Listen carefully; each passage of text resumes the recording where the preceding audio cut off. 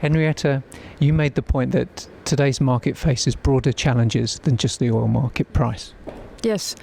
Cost inflation, low barriers to entry, especially, and I think, cost inflation was already on the top of the agenda early 2014, even before the drop in the oil price.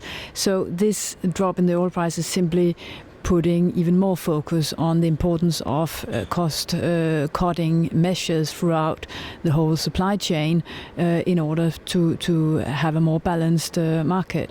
On barriers of entry, we have done a lot of studies on shipyard capacity.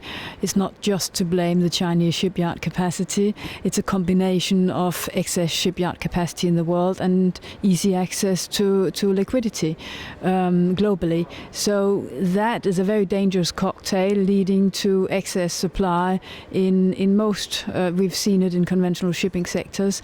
We're seeing it now, especially in offshore support. So, and especially in PSVs, like we saw in the presentation.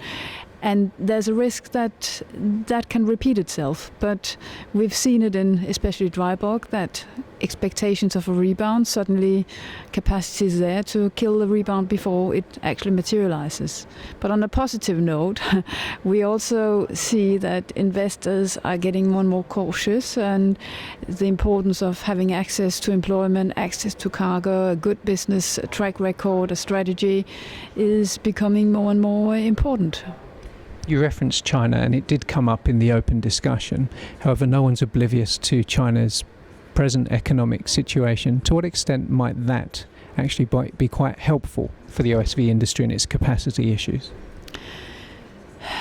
It could also lead to even more importance of the shipyards because it secures workplaces. So, and it is part of the also current 5-year plan to maintain shipping as a core industry, meaning that yes, we see shutdown of shipyards in China, but not at all sufficient to get into a commercial balance.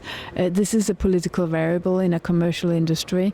So the amount of shipyards that needed to be closed down to have a commercial equilibrium, this is not what we're seeing happening.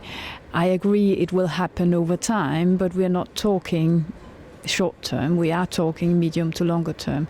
So the importance of securing jobs will also be on the agenda in China. So it remains to be seen how, if it's going to have an even stronger impact on shutting down further shipyards. And finally, what are your general impressions of the conference?